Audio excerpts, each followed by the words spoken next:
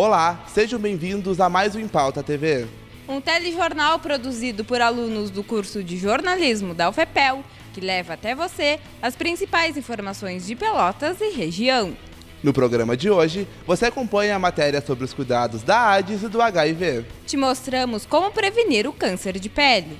O melhor do esporte com o repórter Gabriel Ribeiro. E ainda um alerta sobre as explosões solares que podem atingir a nossa vida na Terra. Uma entrevista com o atual diretor do Instituto de Física e Matemática da UFPEL, Fernando Simões. O Em Pauta começa agora.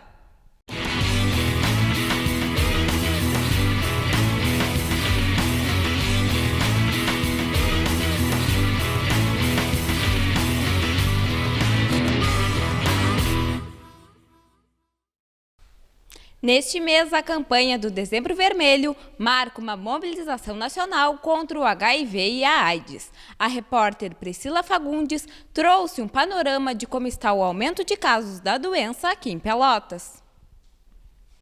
O último mês do ano traz à tona uma discussão sobre uma doença responsável pela morte de mais de 30 pessoas por dia no Brasil. Segundo o Ministério da Saúde, a AIDS é causada pela infecção do vírus da HIV. E o Dezembro Vermelho é um mês que chama a atenção da sociedade para a prevenção dessas infecções sexualmente transmissíveis, principalmente aquelas causadas pelo vírus da imunodeficiência humana. O dia 1º deste mês celebrou o combate mundial à AIDS. A data marcou o início da campanha de prevenção, assistência e proteção às pessoas infectadas com HIV. Atualmente, o vírus é controlável e existem outras formas de prevenção além do preservativo. Mas a desinformação, o preconceito e a desigualdade no acesso à saúde continuam sendo obstáculos no combate ao vírus. De acordo com dados divulgados pelo Ministério da Saúde, relativos ao novo boletim epidemiológico de HIV e AIDS de 2023, a cidade de Pelotas voltou a estar no ranking entre os municípios com mais de 100 mil habitantes com mais casos de AIDS no Brasil, ocupando o 50º lugar.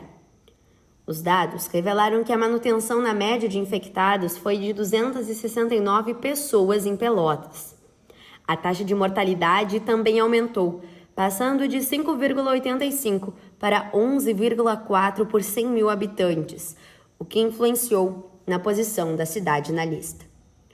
A diretora do Departamento de HIV e AIDS, Nívia Raquel, explica o que pode ter causado o aumento desses casos em Pelotas. Mas acredita-se que uma das causas é o grande número que a gente tem de abandonos de pacientes que não estão buscando a medicação lá no SAI. E desta maneira, continuam transmitindo a doença. A infectologista Danise Sena explica a diferença entre o HIV e a AIDS, conta como acontece a transmissão e também dá dicas de prevenção. HIV é quando você faz o diagnóstico do vírus HIV e AIDS é quando você já tem doença como consequência de ter o vírus.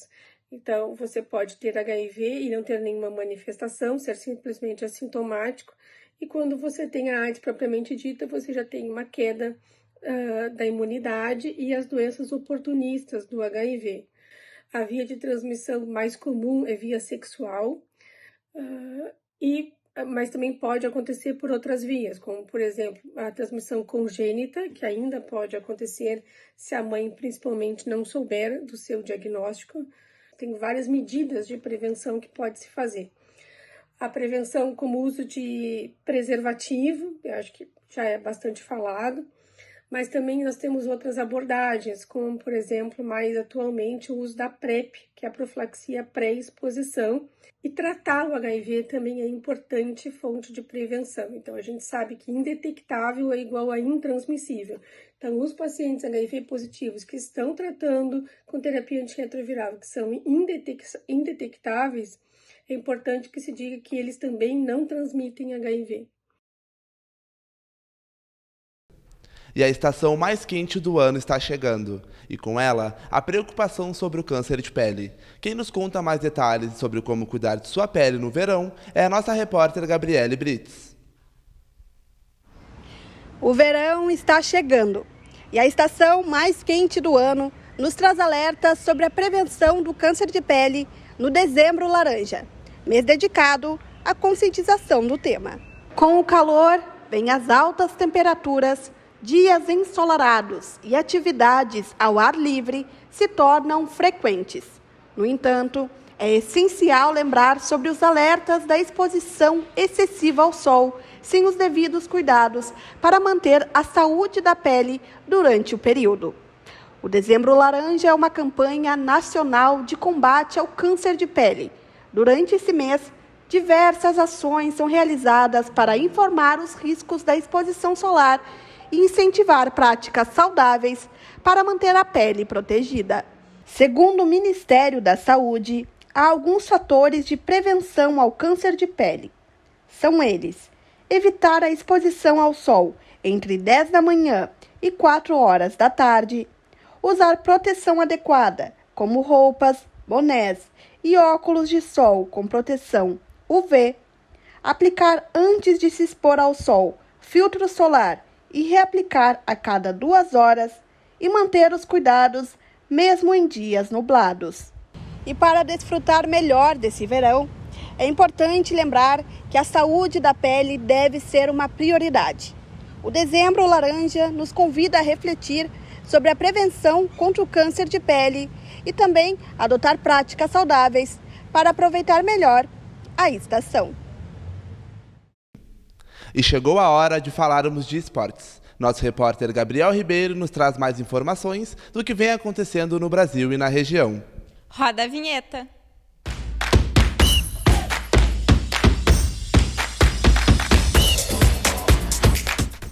Os fãs de velocidade puderam acompanhar no último final de semana no Laranjal a terceira etapa do Campeonato Gaúcho de Moto Aquática. O evento contou com a participação de 15 pilotos, dentre eles Marcelo Albuquerque, natural de Pelotas. O atleta já foi vice-campeão mundial em 2022 e nessa etapa do Laranjal venceu em 2 categorias. E já que o assunto é água, o Clube Brilhante de Pelotas conquistou 10 medalhas no último Campeonato Estadual de Verão, nas categorias pré-mirim a infantil. Disputado em Porto Alegre no último dia 9, o evento contou com a participação de mais de 390 atletas. No último dia 6 de dezembro, chegou ao fim o Campeonato Brasileiro de 2023. E o torneio reservou emoções até o último minuto.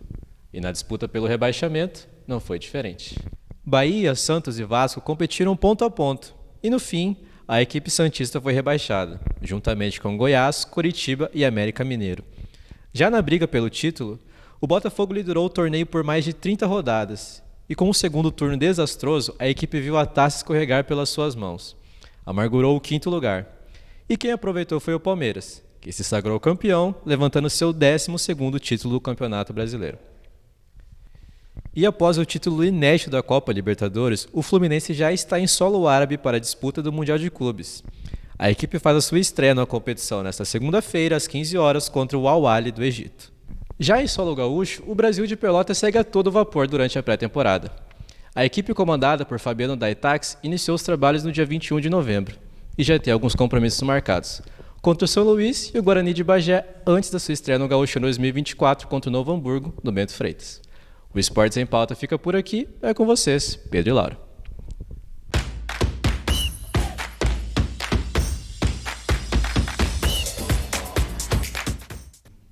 Vamos para um rápido intervalo. Não sai daí, o Em Pauta volta já.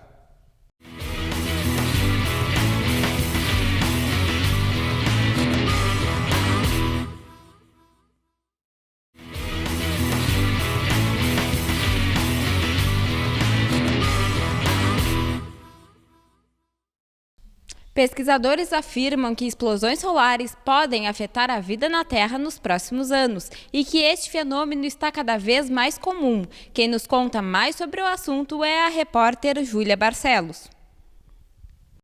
De acordo com estudos recentes, é possível que explosões solares e tempestades magnéticas possam atingir a Terra com mais frequência nos próximos anos. Mas você sabe o que são esses fenômenos e como a intensificação deles pode interferir no nosso cotidiano aqui na Terra? Ao contrário do que imaginamos, as explosões solares são bastante comuns. Esses fenômenos acontecem com bastante frequência, dependendo do ciclo de atividade em que o astro se encontra. Antes de falar sobre esses fenômenos, precisamos explicar um pouco sobre o funcionamento do Sol. O Sol é uma estrela formada por uma matéria chamada plasma, composta por íons e elétrons livres, e que é diferente de qualquer outra substância que estamos acostumados. Além disso, essa estrela possui um campo magnético, assim como a Terra. Juliano Moro, pesquisador do Laboratório Sino-Brasileiro de Clima Espacial, do Instituto Nacional de Pesquisas Espaciais de Santa Maria, nos dá mais informações. Então, basicamente, explosões solares a gente fala de duas coisas. Ou é uma liberação muito súbita de energia, que a gente costuma falar que é um flare, é uma região que nos dados, nas imagens dos satélites, a gente vê como um brilho muito forte.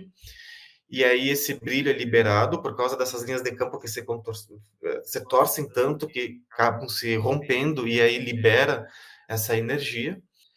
E algumas vezes, após essa liberação de radiação, acontece também a liberação de matéria, desse plasma do vento solar. E há uma intensificação do que chamamos de vento solar. O vento solar, que continuamente sai do Sol, ele é em torno de 350 km por segundo, 400 km por segundo, que damos o nome de tempestade magnética, para associar que, o nosso planeta sentiu os efeitos dessa ejeção de massa coronal que veio do Sol. A explosão ou erupção solar é uma súbita emissão de radiação eletromagnética na atmosfera solar. Essas explosões de energia acontecem em forma de ciclos, que duram 11 anos terrestres. Na metade de cada ciclo, ocorre o chamado máximo solar, quando a atividade atinge seu ápice, gerando uma maior incidência de explosões solares e, consequentemente, maior probabilidade de tempestades magnéticas. A nossa atmosfera carrega eletricidade. Então, uma ejeção de massa coronal vai fazer com que, se vier dirigida para o planeta Terra, vai fazer com que haja uma intensificação das partículas na nossa atmosfera, partículas elétricas, e essas partículas vão dar origem a correntes elétricas mais intensas. E como eu mencionei lá no início da entrevista, as correntes elétricas têm associadas a si campos magnéticos. E esses campos magnéticos mais intensos podem fazer com que a gente tenha os problemas que nós tivemos no passado, que é o grande tópico, digamos assim, que são os blackouts de energia elétrica, os apagões. O caso de 1989, citado por Juliano, trata-se da situação em que uma tempestade magnética atingiu a Terra, gerando auroras boreais no céu do hemisfério norte e correntes elétricas induzidas no solo, que causaram um apagão na rede elétrica da província de Quebec, no Canadá, que ficou sem energia por cerca de 9 horas. Neste mesmo caso, as ondas eletromagnéticas também derrubaram uma rádio na Rússia. Nos Estados Unidos foram registrados mais de 200 problemas na rede elétrica e, no espaço, alguns satélites ficaram fora de controle por algumas horas. Um caso mais intenso foi registrado pelo astrônomo Richard Carrington, em 1859, quando o fenômeno interferiu na rede de telégrafos, interrompendo a comunicação entre os Estados Unidos e a Europa e chegando a eletrocutar alguns operadores. Então, alguns pontos do planeta, eles são mais suscetíveis a esses problemas espaciais do que outros. Quanto mais próximo dos polos, maior é o efeito dessas explosões, desses eventos, tanto de radiação quanto de ejeção de massa coronal, por causa da localização deles e por causa da configuração do campo magnético da Terra. Atualmente estamos no ciclo número 25, que teve início em 2019 e com ápice previsto para 2025. Porém, pesquisadores apontam que este ápice deve acontecer um pouco mais cedo, já no início de 2024. E com isso, impasses como esse podem se tornar frequentes no nosso cotidiano. Se uma forte tempestade solar atingir a Terra, é possível a ocorrência de apagões em algumas cidades e até países, além de poder causar estragos nas redes elétricas, gasodutos, oleodutos e nos satélites. E com isso, ocasionar a queda dos meios de comunicação, como internet, rádio, GPS, telefone e televisão. já que no mundo atual, hiperconectado, tecnologias como a eletricidade e a internet são fundamentais para o funcionamento de grande parte da sociedade e de funções básicas do dia a dia. Se passarmos por um evento extremo e não estivermos preparados, artigos científicos estimam que o prejuízo financeiro atinja trilhões de dólares, além de que levaríamos no mínimo 10 anos para chegarmos no patamar pré-tempestade solar. Sabendo que existe uma tempestade magnética, como é que nós vamos fazer? A melhor forma é manter a população informada de que isso é um evento que ele vai durar alguns dias, vai demorar alguns dias para chegar, dependendo da intensidade, né? Da intensidade, ele pode demorar 3 a 4 dias para essas partículas saírem do Sol e chegar até aqui. E nesse meio tempo a gente vai ter que se preparar. Então, na melhor das hipóteses, nós nos preparamos. Todo mundo está bem informado, sabendo que tem que retirar todos os equipamentos da tomada. E mesmo assim, a gente vai ficar alguns dias sem usar, por exemplo, equipamentos elétricos, né? Mas depois tudo volta ao normal. Ainda, Juliano relembra que essas possíveis explosões e tempestades não precisam ser motivo de desespero. O Brasil é um dos países que está monitorando essas atividades através do Programa de Clima Espacial do INPE. Então, o Sol está dando sinais, né? Em algum momento, tomara que não, né? Eu trabalho na área, seria talvez curioso da minha parte, gostaria até de presenciar, mas não, porque eu sei dos efeitos que isso pode causar. Eu costumo dizer que não é uma questão de ser, mas quando que isso vai acontecer, né? Pode se passar talvez 100 anos, 150 anos, mas cada vez é pior. Por isso, é de extrema importância que a população esteja atenta aos alertas e às recomendações dos especialistas, para quando esse tipo de fenômeno acontecer, possamos enfrentá-lo com o mínimo de dano possível. Estamos aqui com o professor Fernando Simões, atual diretor do Instituto de Física e Matemática da UFPEL, para contextualizar um pouco sobre o que são as explosões solares. Bom, Fernando, muito obrigado primeiro por aceitar esse convite da nossa entrevista. E eu vou começar te perguntando o que é o clima espacial. Bom, obrigado, Pedro, pelo convite. Bom, o clima espacial está dentro da área da física que estuda a interação Sol-Terra. Essa interação ela se dá, né, mediante a atividade solar e qual a consequência dessa atividade solar na nossa atmosfera alta, região da magnetosfera, e ela é muito regida, né, pelo ciclo solar e um conjunto de eventos que acontecem na superfície do Sol que tem uma assinatura que são as auroras boreais. Essas auroras elas acontecem toda vez que tem um conjunto de partículas que são emitidas da superfície do Sol e elas se propagam no meio interplanetário e interagem, né, acabam sendo aprisionadas pelas linhas de campo magnético da Terra e são injetadas nas regiões dos polos. E aí, por um processo de colisão, né, e um processo de fotoemissão, acaba produzindo, né, as auroras, como a gente conhece e é divulgado nas redes, na mídia, aquelas luzes, né, na atmosfera. Fernando, e nos últimos tempos a NASA noticiou que a máxima atividade solar tinha sido adiantada de 2025 para 2024. Qual o significado disso? O Sol, né, o Sol ele tem uma propriedade que é a rotação anômala do Sol, cujo equador, né, leva mais ou menos 25 dias terrestres para dar uma volta em torno de si, e os polos do Sol levam mais ou menos 29 dias terrestres. Em função dessa rotação, acontece um enrolamento das linhas de campo magnético do Sol, e durante um período a cada 11 anos, o Sol passa por um período de muita atividade, né, que é chamado de máximo solar, e por um período de menor atividade, que tem um Sol mais quieto, que a gente chama de período de mínimo solar. Esse ciclo ele tem, né, uma periodicidade de mais ou menos 11 anos e se tinha uma previsão teórica para que se chegasse no máximo no ano de 2025.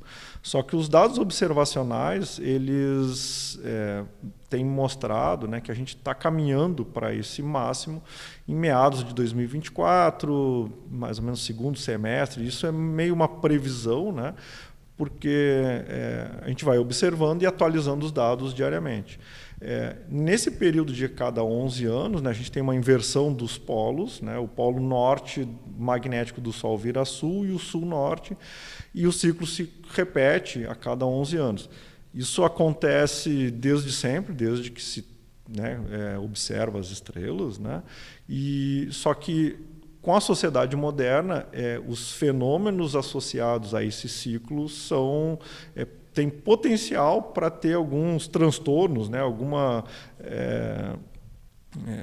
algum tipo de incômodo para a sociedade moderna, porque a gente depende muito da tecnologia e os nossos equipamentos e dispositivos eletrônicos, redes elétricas das cidades, satélites, eles são dependentes da energia elétrica e essas partículas elas podem, quando atingem a Terra, produzir distúrbios na nossa atmosfera e esses distúrbios impactarem, né, tanto comunicações, rede elétrica. Então, esse adiantamento da previsão, né, de que o máximo seria em 2025 para 2024, do ponto de vista científico, ele não gera tanto impacto. Mas, do ponto de vista de probabilidades de eventos, né, é relativamente baixo, porque ao longo desses 4,5 bilhões de anos o Sol vem apresentando essa atividade, só que a sociedade moderna passa a ser dependente, né, das tecnologias e isso então se monitora e se fica atento, né, a essas possibilidades de eventos, no jargão, eventos solares eruptivos, porque pode-se ter consequências na sociedade moderna. Bom, e para finalizar, eu te pergunto quais seriam essas consequências, né, para nós seres humanos aqui na Terra de uma possível explosão solar? Uma possível explosão solar que fosse direcionada para a Terra, ela poderia, né, num primeiro momento, induzir flutuações elétricas nas redes elétricas, nas malhas elétricas da cidade. Isso já aconteceu em Quebec em 89, no qual a gente pode ter queima de transformadores, subestações.